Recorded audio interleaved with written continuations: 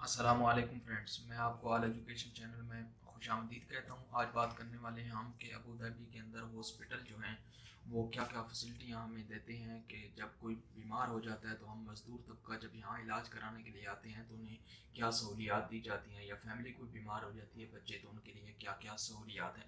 तो इसी के बारे में हम बात करने वाले हैं। सबसे पहले देखें, यहाँ रूम से एंटर होते हैं, ये मेन डोर है। जैसे अंदर आते हैं तो यहाँ पर ये वॉशरूम है, ठीक है। आप यहाँ पर नहा सकते हैं और एक प्रॉपर तरीके से बना हुआ है, ठीक है। और ये यहाँ पर गिलास भी है, बेसन भी लगा हुआ है, ये आप देख सकते हैं। और अगर आप ज़्यादा बीमार हैं, उठ नहीं सकते, तो वहाँ से आप बेल को प्रेस करेंगे तो ये जो नर्स है आपको आके कवर करेगा जो हमला है, ठीक है। और फिर इसके बाद जैसे हम बाहर निकलते हैं, यहाँ पर भी बेसन लगा हुआ है हैंड वॉश करने के लिए, तो ये देख सकते हैं आप। और ये साथ में बेड है, जो मतलब बच्चा बीमार होता है उसके वालिदैन अगर यहाँ पर रहना चाहें तो वो भी उनके लिए ज़ाहिर जगह होती है, बच्चे अकेले नहीं रह सकते। तो अगर दो बड़े बनते हैं तो फिर एक उस बेड पे होगा और एक इस बेड पे इलाज के लिए होगा। और ये कवर्ड है, ठीक है, इस पर आप अपना कुछ सामान वगैरह रख सकते हैं। और ये एक लॉकर है, इसके अंदर आप जनाब आपका कुछ भी चीज़ हो, कुछ मतलब आपका पैसे वगैरह हैं आपके पास, पासपोर्ट है या कोई आईडी वगैरह है, कुछ भी है, दीगर कागजात हैं, इसके अंदर आप रख सकते हैं। उसके बाद जनाब ये एक सोफ़ा पड़ा है, और सोफे पे ज़ाहिर है कोई बंदा आएगा मिलने के लिए, पूछने के लिए, तो बैठ सकता है। और ये यहाँ पर आप सामान रख सकते हैं। और ये डस्टबिन जो पड़ी हुई है, ठीक है। इसके बाद देखिए ये टीवी है, और ये भी लगाई हुई है कि आप देख सकते हैं इसको, जो भी चैनल आप, जैसे मैंने अभी पाकिस्तानी हूँ तो मैंने एयर न्यूज़ को अभी देख रहा हूँ, तो टीवी पर क्या चल रहा है।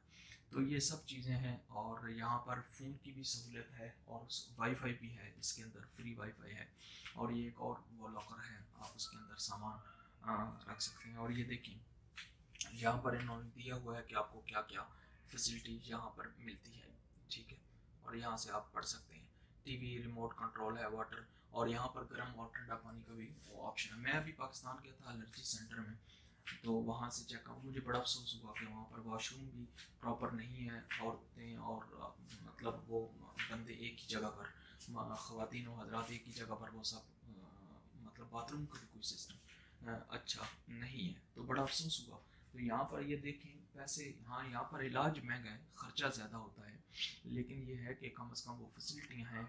और आप देख सकते हैं प्रॉपर हॉस्पिटल एक बना हुआ है जिसकी अच्छी खासी मतलब खर्चा किया हुआ है। और यहाँ पर जब आप बीमार हो जाते हैं, आते हैं, तो वैसे थोड़ा बहुत तो इंसान को जैसे मतलब वैसे आते हुए ही ठीक हो जाता है कि यार इतना अच्छा वो सेटअप दिया। और यहाँ से बाहर का भी आपको नज़ारा दिखा देता हूँ, उम्मीद है मेरा कैमरा यहाँ से आपको दिखा पाएगा। और ये एक और चीज़ है, यहाँ पर ये जो छोटे घर बने हुए हैं, ये दुकानें हैं, आपको नज़र आ रही होगी, मैं विंडो से बाहर दिखा रहा हूँ। तो यहाँ से आप मतलब ये घर बने हुए हैं, रूम है ऊपर रेंट के, जैसे हमारे जैसे मज़दूर तबका यहाँ पर रहते हैं, 5-5 10-10 मिल के।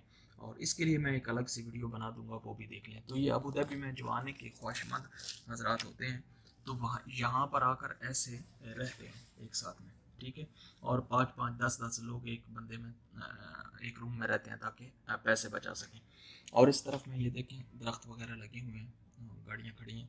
और ये नीचे का मंजर, और जो वो काले काले ब्लैक नज़र आ रहे हैं आपको, वो लास्ट पे वो बैरी जहाज खड़ा है, इस तरफ में समुंदर है, ठीक है। तो ये अबू धाबी का जो हॉस्पिटल है ये खासा मतलब अच्छा इन्होंने बनाया, और दवाइयाँ भी अच्छी होती है, पर इंसान जो है काफ़ी जल्दी रिकवर हो जाता है। तो आज फ्रेंड्स बस यही आपको बताना था।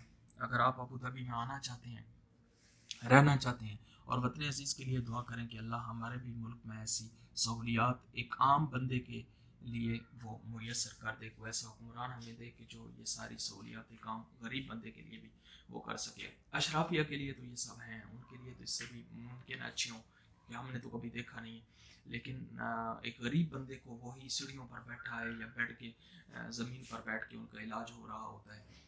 गरीब बंदों का तो यही हाल है। लेकिन दुआ करें कि अल्लाह हमारे मुल्क की भी तकदीर बदले, और हम खुद बदलेंगे तो इंशाल्लाह हमारी तकदीर भी बदल जाएगी। हम खुद अच्छा सोचेंगे तो इंशाल्लाह हमारे हुक्मरान भी हमारे लिए अच्छा ही सोचेंगे, और हुक्मरान भी अल्लाह ताला हमें अच्छे देगा। तो आज के लिए इतना ही। नेक्स्ट टाइम इंशाल्लाह अबू धाबी के वीज़े कितने में मिलते हैं उसके बारे में इंशाल्लाह बात होगी, और ट्रांसपोर्ट का वीज़ा और दीगर वीज़ों के बारे में भी हम बात करेंगे तफसीली।